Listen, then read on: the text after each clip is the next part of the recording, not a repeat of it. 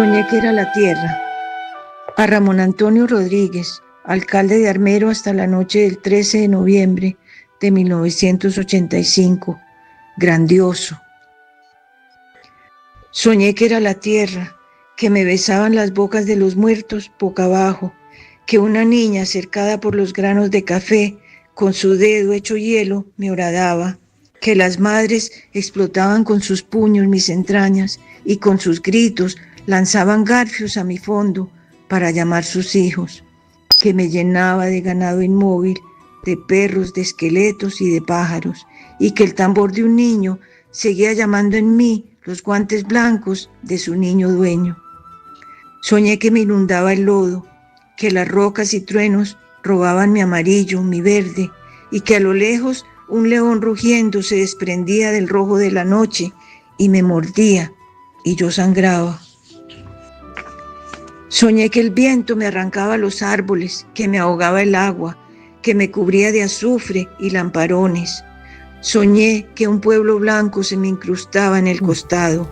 Un pueblo. Soñé que era la tierra, poema que están escuchando ustedes de Anabel Torres. ¿Quién es Anabel Torres, Ana Cristina? Este poema que escribe precisamente sobre esa tragedia de Armero que hoy cumple 40 años.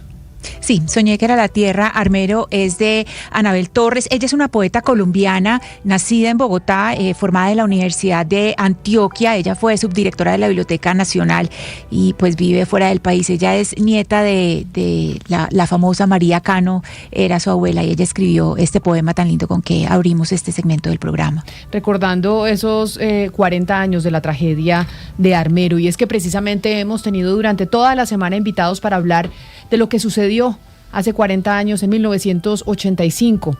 Y hoy quiero saludar a Mario Villalobos, un colega, periodista y escritor de un libro que se lanza precisamente a propósito de Armero. Armero, 40 años, 40 historias. Mario, bienvenido. Gracias por estar aquí en Blue Radio. Hola Camila, un placer saludarte, reencontrarnos y por supuesto este es un hecho muy doloroso que 40 años todavía después sigue habiendo una herida abierta para todos los armeritas y para Colombia como Estado, pero pues no podíamos pasar, digamos que de agache sin contar todo lo que la gente necesita saber por estas épocas. Mario, usted es un gran investigador. Quienes no lo conocen, Mario lleva haciendo periodismo décadas y contando grandes historias. ¿Por qué razón se metió en el tema de Armero? Camila, es una razón inicialmente personal. Mi abuelita era nativa de Ambalema, Tolima, un pueblito muy cerca de Armero. Y desde niño ella me relataba cómo su papá en los años 30 la llevaba a Armero a ser feliz, a ser una niña, a comer golosinas. Por eso cuando ocurre la tragedia y yo llego a casa, estaba estudiando en el cole, regreso a casa y veo a mi abuela llorando desconsoladamente, pues entendí que no solamente habíamos perdido un pueblo muy entrañable y 23.000 personas solamente allí, más 2.000 en Chinchiná, sino que mi abuela había perdido muchos amigos, por fortuna no familia, pero sobre todo había perdido sus recuerdos de niña.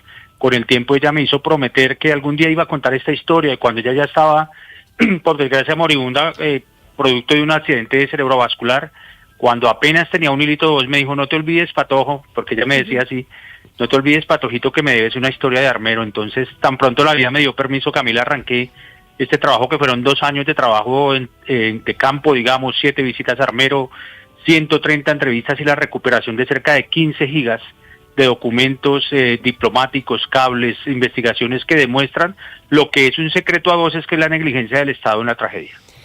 Mario, no solamente le entregó una historia, sino 40, porque usted trae 40 historias, y esta mañana estábamos hablando de Omaira, que sin duda pues es el símbolo de esta tragedia, pero usted incluye otras, y una de ellas me llama la atención, que es este matrimonio que amarra a los niños a un árbol, precisamente para morir juntos y logran sobrevivir. ¿Cómo es esta historia? Hola Jennifer, un gustazo saludarte, y bueno, esa es una de las historias que tal vez me impactó más. Es don Isidro y doña Cielo de Fraser, descendientes de suizos, porque hay que contar que en Armero era un crisol de culturas, había afganos, rumanos, suizos, alemanes. De hecho, la avioneta en la que se recorre don Fernando Rivera y don Leopoldo Guevara para contarle al mundo, era una empresa de fumigación aérea que llegó por cuenta de los alemanes. Pues bien, esta familia se salva 2 veces inicialmente de la tragedia.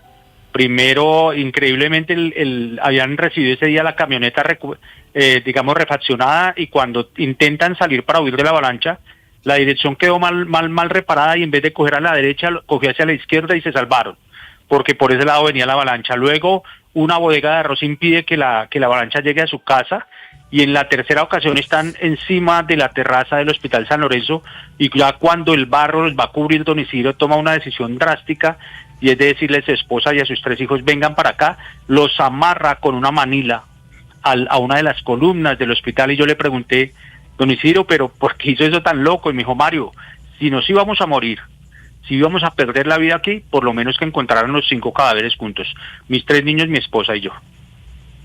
Sí, señor Villalobos, en 40 años pues pasan muchas cosas en la vida de un escritor o de un periodista para pensar en la tragedia, reflexionar, mirar hacia atrás. ¿Cómo escoge las 40 historias? Entre tantas historias que hay, ¿cómo hacer esa jerarquización? Digamos que el libro tiene una cantidad de ejes temáticos que nos dan nos abren la puerta para narrarlo. Primero todo el tema de la pretragedia, de cómo era una tragedia súper anunciada, y consigo yo los documentos, cables diplomáticos y cruce de cartas de Colombia con las Naciones Unidas, que nos permiten saber que efectivamente Colombia no hizo lo que debería hacer, y un poco más adelante les cuento con detalle. Luego viene todo ese tema de la tragedia propiamente dicha, cómo la vivió la gente, cómo los sobrevivientes dan testimonio. Luego la postragedia, que tiene que ver con los niños perdidos, con cómo se robaron las ayudas, con la forma en que los saqueadores profanaron hasta los cadáveres, cómo los impostores se hicieron pasar por armeritas para acceder a las ayudas, y luego más adelante cómo el Estado abre una empresa que se llamaba Resurgir, que tenía la misión de la ayuda humanitaria y la reconstrucción de Armero, y no hizo ni lo uno ni lo otro, al punto que hoy todavía 40 años después le dicen resufrir, no resurgir. Y finalmente el último eje temático es el tema de la memoria, porque Armero vive en el corazón de tantas personas que hoy todavía están dispersas en una diáspora absolutamente absurda, inexplicable, porque dinero había para reconstruirle sobra el pueblo un poquito más arriba, en Armero Guayabal, donde existe ahora.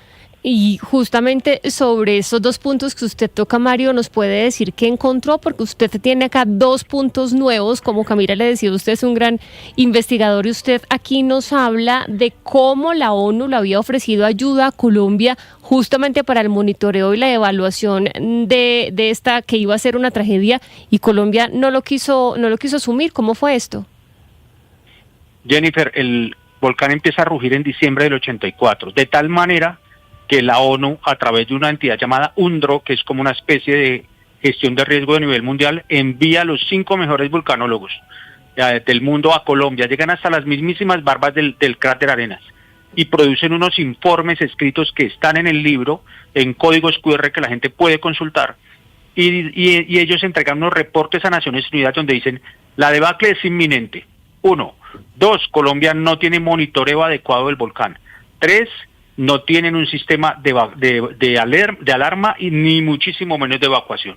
Con semejante panorama, el 26 de junio del 85 le mandan una carta al embajador colombiano ante la UNESCO, porque la UNDRO estaba bajo la sombrilla de UNESCO, en donde le ofrecen todo, equipos, personal, evaluación, todo el tema de alerta, evacuación, todo. Él muy diligente le escribe al entonces canciller Augusto Ramírez Ocampo, le dice, jefe, miren, la valija diplomática le mando los informes de estos señores, que son los que ustedes pueden ver en el libro, y nos están diciendo que esto es inminente, que nos dan una ayuda inmediata, que lo único que necesitamos hacer es enviar una carta y aceptar la ayuda. Increíblemente, esa carta se engaveta un mes en la Cancillería, luego la sacan, y en vez de aceptar la ayuda inmediatamente, Jennifer y audiencia, Camila, Colombia, la Cancillería empieza a consultarle a una cantidad de entidades si valía o no la pena aceptar la ayuda, mientras el volcán rugía todos los días, mientras tenía una fumarola que llegaba hasta Venezuela, mientras caía cenizas, mientras olía azufre. Al cabo de 79 días, le contestan a Naciones Unidas, y la respuesta es insólita. Dicen, señores Naciones Unidas, mil gracias por la oferta, la aceptamos, envíen los equipos y los técnicos y los expertos, pero los pagan ustedes. De ese tamaño es la negligencia del Estado, de la cual se habló durante mucho tiempo y hoy ya se puede probar documentalmente. Pues mire, Mario, impresionante esos relatos que usted nos trae, y yo quiero agradecerle por haberle regalado esa historia a su abuela y, como decía Jennifer, no solo una, sino 40.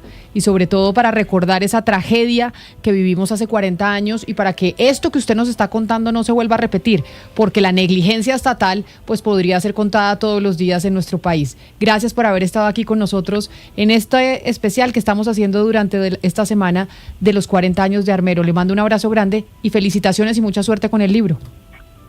Camila, Jennifer y a toda la audiencia, un abrazo grandote, gracias por la generosidad y el espacio, y en el camino seguiremos contando cosas, porque Armero se nos tiene que volver una causa de país, que vuelvan los niños perdidos a las casas de su mamá, tal vez hoy ya son abuelos, y que alguien algún día responda, porque después de toda esta debacle, solamente hubo un funcionario público condenado, el exgobernador de Tolima en su momento, pero hay un proceso judicial que se narra en el libro, Camila y audiencia, que demuestra cómo la Cruz Roja, una entidad a la que Colombia le debe mucho, cometió decenas de indelicadezas con los documentos, se armó un juicio penal y no hubo un solo condenado porque el proceso prescribió. Un abrazo grande y nos estamos encontrando. Armero, 40 años, 40 historias de Mario Villalobos. Así cerramos nosotros la emisión de hoy de Mañanas Blue. No se muevan porque ya llegan nuestros compañeros de Meridiano después de la pausa.